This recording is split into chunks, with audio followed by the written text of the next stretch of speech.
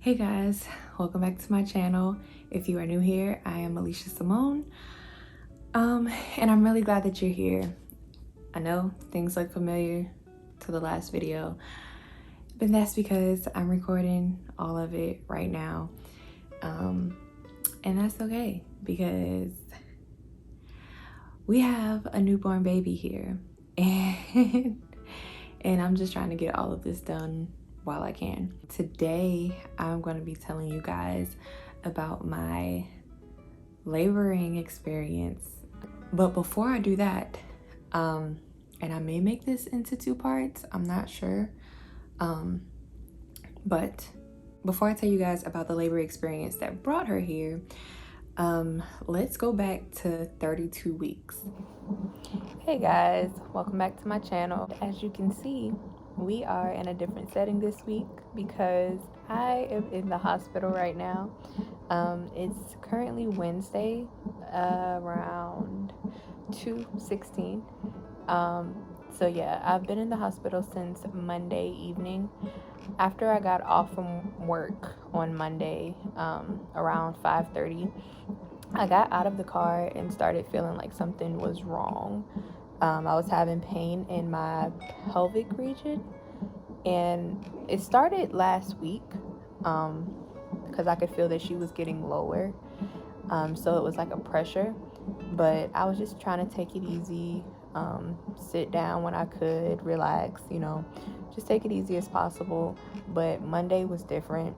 It was actual pain. So I told my mom, and she and my aunt took me to the ER. And on the way there, I actually started feeling a wave of pain. So it was a different kind of pain. And I was really hoping that I wasn't contracting, but turns out when I got to the ER, I in fact was contracting. And when they checked my cervix, I was actually 3 centimeters dilated already. So as you probably could imagine, that was very frightening, because I am 33 and a half weeks. And even though she would be okay if she came out, at that time, she would have to be placed in the NICU in order to make sure everything developed fully, like her lungs and her brain, to the point where, it would need to be. So, of course, I don't want to see my baby hooked up to any cords or anything like that. And I want to keep her in there as long as I can, to make sure that she's getting everything that she needs. So when they realized how far dilated I was and that I in fact was contracting, they decided to rush me to another hospital about an hour away because they had a NICU, just in case she decided to come on up out here. So that was a crazy ride in itself. But I got here, and when I got here, I ended up being 4 centimeters dilated when they checked again. So yeah, the contractions actually started getting more and more intense, painful, and I definitely had to breathe my way through. Yeah, it was a lot.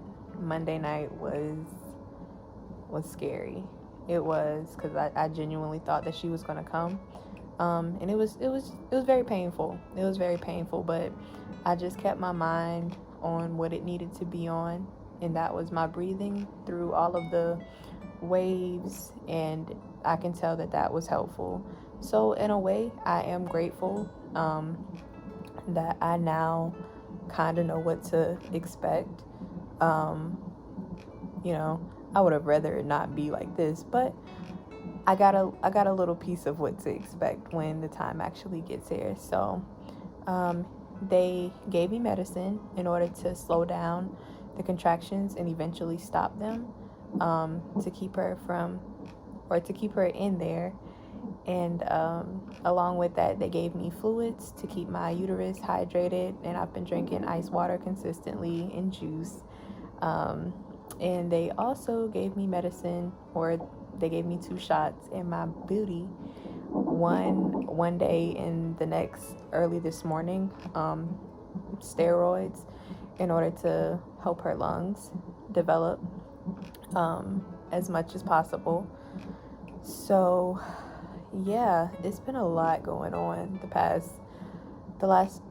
few days, and it's been a lot, but I will say that I am at peace, and I am grateful to God that I trusted myself that something was going on, because all I can think about is what would have happened if I tried to tough it out and, just went and laid down Monday after I got off from work like I normally do to rest, get some rest. It may have ended up being a little bit too late for them to stop the contractions, and she may have came, which wouldn't have been the worst thing, like I said, but the goal is to keep her inside for as long as we can. But I say all of that to say that if you are on this journey of pregnancy, motherhood, trust yourself. Know that you know when something is wrong. Know that you know when something needs to be done. Whether you know specifically what it is, you can tell, and So trust your body, trust your mind, trust the research that you've been doing, and act on it. Definitely act on it. Also, along with that, take care of yourself. Your most important job at this point in time is making sure that you and your baby are happy and healthy. And whatever way that you have to do that and make sure that happens, you do that. Okay? So anything that is putting a strain on you has to be it has to be reevaluated, and it has to be either removed or, whether it's work or whatever. Like, maybe you have to stop working as much. Maybe you need to stop working in general, anything that is affecting you and your child at this point in time is a no-go. So, like I said, trust your body, trust your mind, trust that you know your body more than anyone else does. And yeah, everything will be okay. But like I said, I'm at peace.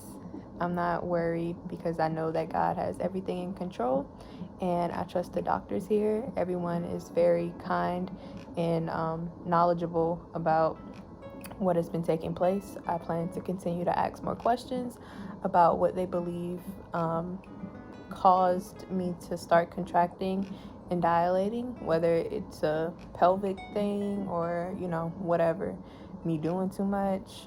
I don't know what's going on. So hopefully they can give me a roundabout answer. I know they wouldn't know for sure, but yeah, we're just taking it easy.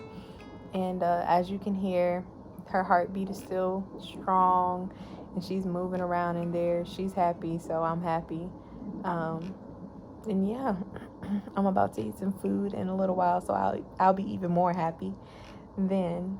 But yeah, I just wanted to check in with you guys because the goal of my channel, like I've always said, is to be transparent and to take you along on this journey with me. The good, the bad, the scary, the ugly, all of it. So I know I'm not the only mama that's been through something like this. So I just wanted to come and give you some encouragement. Everything's going to be okay. Everything's going to be just fine. Just put your trust in God. Put your trust in yourself. Like I said, that you are capable and you can do this because we can. So, like I said, I just wanted to check in with y'all. And I appreciate you guys for watching. And I will definitely see y'all next week in the next video. And just keep praying for us. We're going to be good. Pray that I get some sleep tonight. And hopefully they release us today so I can get into an actual bed and get comfortable. But yeah, I'll see you guys in the next video. And I love y'all. Bye. And I ended up being in there for about 3 or 4 days. They kept me there just monitoring me. I felt weak. I felt kind of helpless because I couldn't really do anything. Like, I couldn't do anything to stop, what was happening. But thank God that they were able to stop the contractions. They were able to stop the labor from progressing from that point. And so, yeah, I ended up being 4 centimeters dilated. And of course, I couldn't go back to work like that, so I didn't. So the reason that I have been gone for some time now is because it's just been a lot.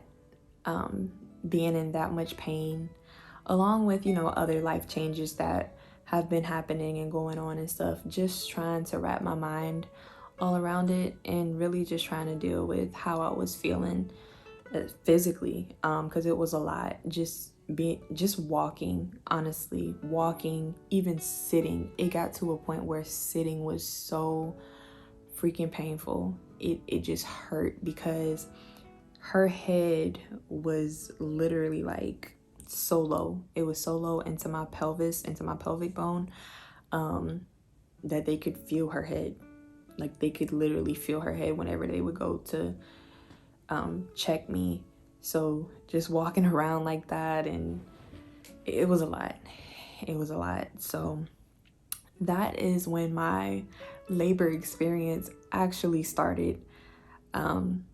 So